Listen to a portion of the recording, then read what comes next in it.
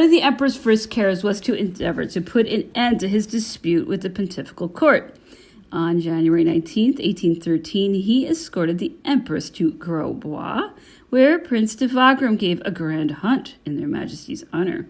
But instead of returning to Paris, Napoleon went to pass the night at Fontainebleau, where he was not expected. The empress joined him there on the morrow. Several Italian and French cardinals, archbishops, and bishops assembled around the Pope in this residence, were busy in negotiating the arrangements which should put an end to the disputes which had taken place for several years between the Holy See and Tuileries Court. Napoleon, growing impatient at the slowness of these negotiations, and relying on the influence which he knew himself to possess over Pius VII, wished to take advantage of this to deal directly with the Holy Father without any intermediary. In consequence, the emperor had several private conferences with His Holiness, the result of which was that a new concordat was signed in the empress's apartments, in the presence of their counselors and of the court. The Empress Marie Louise had taken a great part in bringing this reconciliation about. She had been to call upon the sovereign pontiff at the time of his arrival at Fontainebleau. She returned there of her own accord after the signing of this concordat to offer the Holy Father her congratulations. The Pope, who was a very apostle, full of sweetness and charity, loved Napoleon in spite of all, and Napoleon on his side had for him esteem and even affection. It is almost certain that they would have come to an understanding if the Pope's Roman counselors had not unceasingly held up before his eyes to check him the menace of the anathema with which he would be struck in case he were to abandon the rights of the church or sacrifice the smallest fragment thereof. The Fontainebleau Concordat was destined to dry up at their very fountainhead all these religious quarrels. It provided for the solution of all the most important questions. First, the establishment of the Pope at Avignon, which was to become the see of Christendom. Secondly, the fixing of a delay of 6 months in which the briefs of canonical investiture were to be delivered to the bishops by the metropolitan in case there had not received, during the period stated, the bull of investiture from the pontifical court. The Concordat of 1801 had passed this matter over in silence, and the pontifical court had taken advantage of these circumstances on more than one occasion to leave churches in France, Italy, and Germany unprovided with priests. No sooner had the Pope been left alone than he once more fell under the influence of his former counselors, who had been recalled from exile by Napoleon, and who were in the pay of his enemies, the enemies of France, and initiated in their secret designs. They worked upon the conscience of the gentle and venerable pontiff to bring him to refuse the concessions which he had freely made in a spirit of concord and pacification. The Pope, obedient to their suggestions, addressed the emperor 2 months after the signing of the new concordat a letter in which he explained his scruples and the reason which induced him not to carry the conditions of this covenant into effect. The emperor's only answer was a decree in which he commanded the archbishops, bishops, and chapters to see that these conditions were rigorously carried out. Affairs in Germany, and especially the precarious state of our alliance with Austria, demanded Napoleon's serious attention. Austria professed the friendliest feelings and was not chary of protestations, but the always equivocal conduct of the Vienna cabinet kept alive the emperor's distrust, which was certainly thoroughly justified.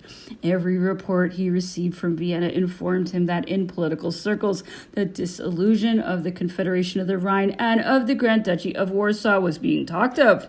These pretensions, it is true, were attributed to the Allied forces, but the language in which these rumors were hawked about revealed a desire to see these things realized.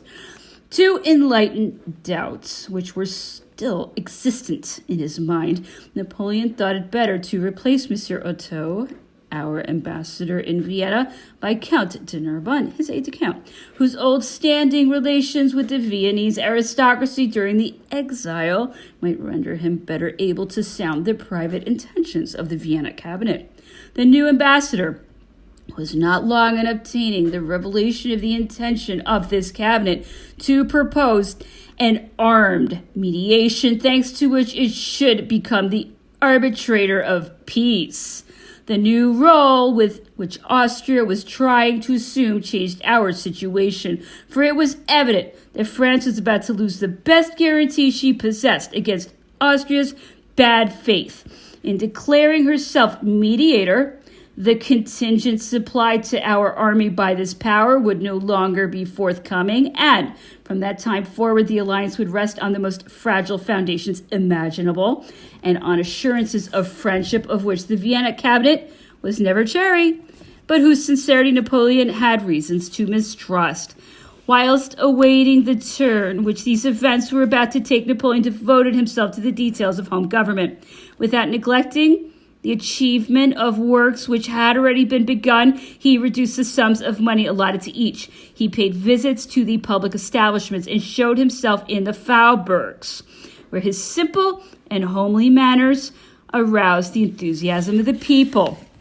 These walks in Paris were constantly inspiring the emperor with ideas for improvements, embellishments, and useful reforms. He notably gave orders for municipal works for the distribution of water in the various quarters of the town, and the increase in the number of fountains, for the achievement or construction of market houses, slaughterhouses, sewers, bridges, for the erection of large buildings intended to receive the archives of the empire, the university and its dependencies, a school of fine arts with studios and exhibition rooms, and finally for the establishment of 4 large cemeteries at the 4 cardinal points of Paris. This useful employment of the few moments which the constant anxiety of war left free to Napoleon is an example of the advantages of every kind which the departments would have derived from the journeys which he proposed to make as soon as lasting peace should give him the leisure to do so. Napoleon also went with the Empress to the Invalides, reviewed the old soldiers there, inquired as to their wants, tasted the food provided for them, and made the Empress do the same. The sovereigns walked through the gallery in which were exhibited the raised plans of the fortified towns and harbors. The emperor remarked, amongst others, the plan of the harbor of Brest, which had been just finished, and which he praised highly. Beginning of the year 1813, the emperor had opened the session of the legislative body in his person with a speech in which he had spoken of his losses, of his hopes, and of his desire for peace with the greatest frankness. This speech had been followed by a speech by the Minister of the Interior, in which he read out a statement of the situation of the empire during the 2 preceding years. Napoleon had also busied himself in constituting the Regency, the exercise of which he had decided to confide to the Empress. It had been proposed to him to give a special household to this princess, at the head of which a surintendant should be placed. However much the emperor objected to the creation of any fresh charges at court, this proposal had seemed to find favor in his eyes. He had then cast his glance on Monsieur de Narbonne, whose distinguished intelligence and courteous manners had always pleased him, as a fit man to fill this post. But he soon abandoned this project and took this officer as his aide-de-camp until the time when he sent him to Vienna. Monsieur de Narbonne justified the favor shown him by Napoleon and served him with constant fidelity until his death, which occurred at Torgau, where he had been appointed governor of the town in 1813. The liking attributed to Napoleon for the representatives of the ancient nobility was part of his system of fusion, and proceeded from the resolution that he had taken to render himself at one with all that was distinguished in France. This consideration outweighed what attraction he may have felt for those polished manners, those delicate flatteries, that fine and often ornate wit, those traditions of good taste and of urbanity, which especially formerly distinguished the pick of the nobility at court. The ensemble of these reasons had prompted Napoleon from the moment of his accession to power to make advances to the representatives of these families, making use of Monsieur de Talleyrand in this work of amalgamation and reconciliation which he had undertaken. It was thus that he had placed the Dukes of Choiseul-Praslin and de Leunas in the Senate at the time of its formation. Various persons had been proposed to fill the post of secretary to the commands of the Empress Regent.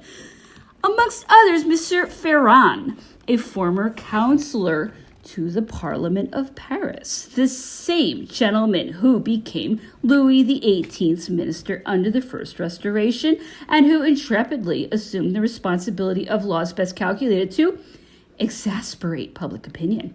Then, Monsieur Duchesne de Gilles-Voisin, another parliamentarian. These selections not having been approved of, the post of secretary to the commands of the Empress Regent remained vacant. When the emperor decided to constitute the Empress's regency, I was seriously ill, for I had returned exhausted with the fatigues of the retreat from Moscow. Napoleon, whom I was consequently unable to attend, ordered Duroc, the Grand Marshal of the palace, to write to me that the need I had of repose and his wish not to remove me from his person had prompted him to register me as in convalescence, to use his expression, near the Empress's person, and that in consequence he had appointed me secretary of the commands of this princess.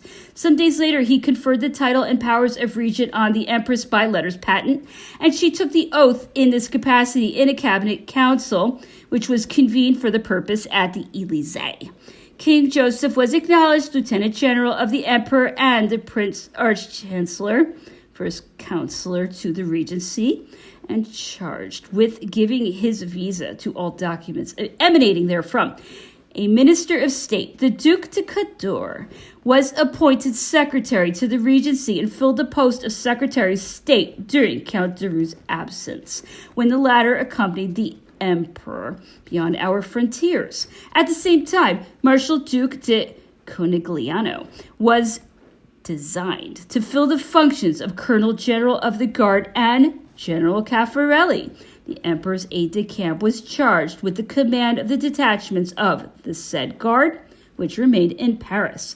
In my new capacity as secretary to the commands of the Empress, I received through the agency of Count de Roux, Minister, Secretary of State, the Emperor's instructions, with a copy of the letters patent, which bestowed the title of regent on the Empress Marie Louise, a copy of the Senatus Consultum constituting the regency, and of the Senatus Consultum fixing the Empress's jointure. This is Count de Roux's letter. Monsieur le Baron, the Emperor, having appointed you secretary of the commands to the Empress Regent, has commanded me to communicate to you the documents of interest to His Majesty, which it is necessary for you for this reason to be acquainted with. In consequence, I have the honor to send you herewith copies of the organic Senatus Consultum on the Regency and of the Senatus Consultum which fixes the Empress's jointure. It is right that you should hold these documents at the Empress's disposal, and that you be able to lay them before His Majesty whenever she desires to see them. The Emperor also wishes you to prepare the protocol of the Empress's cabinet, and that you should present it to the Minister of Exterior Relations, who will submit it to Her Majesty. The original of this protocol will remain in your hands. It is also necessary that you should withdraw all letters and communications which may have been addressed to the Empress from the Ministry of Exterior Relations, and that in future you should write the answers to such communications. It is essential, Monsieur le Baron, that you should procure everything concerning the statutes of the imperial family and the constitutional acts of the state, to place them at the disposal of Her Majesty the Empress whenever she may need to see them. Such, Monsieur le Baron, are the Emperor's desires, which His Majesty has charged me to acquaint you with. I have the honor to offer you the assurance of my high esteem. Signed, Daru. When I was appointed secretary of the commands of the Regent, and as this appointment was only a temporary one, I did not draw the salary attached to this post. The emperor provided the funds for this salary with an allotment of 4,000 francs a month and furnished a very fine house at Saint-Cloud for my use, requesting me to live there with my family whenever the empress should be in residence in the palace there. At the same time, he gave my wife and myself our daily entrees to the empress's evening drawing rooms. And lastly, he ordered me to write to him every day, which I never failed to do, and without a single interruption. I took possession of my functions in the empress's service some days before she was declared regent. I had had frequent opportunities of appreciating the gentleness and the kindness of this princess. My frequent relations with her taught me to know these winning qualities still better.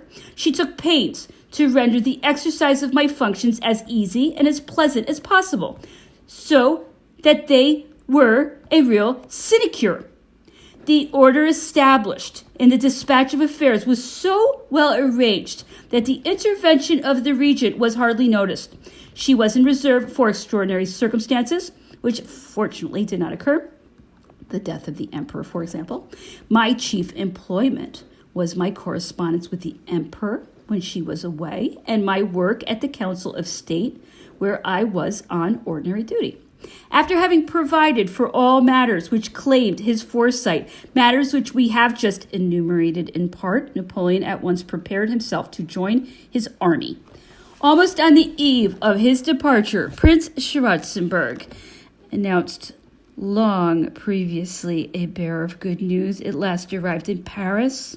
The emperor contented himself with putting him into communication with the Duc de Bassano, Marais. So anxious was he to find himself on the scene of the military operations. The Russians had crossed the Elbe and were occupying Dresden, which the King of Saxony had left in going to Prague.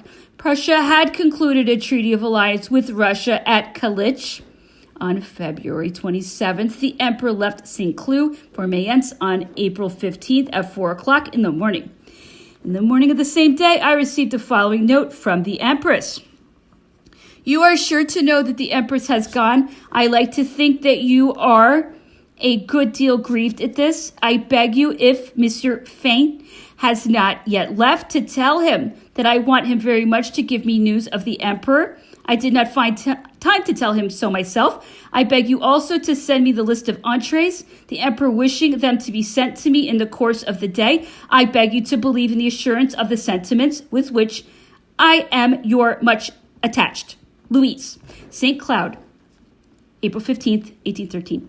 The first essay in her new role, which the Empress made, was a reception of the diplomatic corps, which took place on the following Sunday. She sustained the character of Empress Regent with nobility and affableness.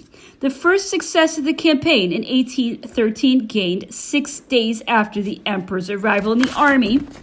A success which was violently contested was the Battle of Lutzen, which opened the gates of Dresden to the French army. The King of Saxony made haste immediately afterwards to return to his capital.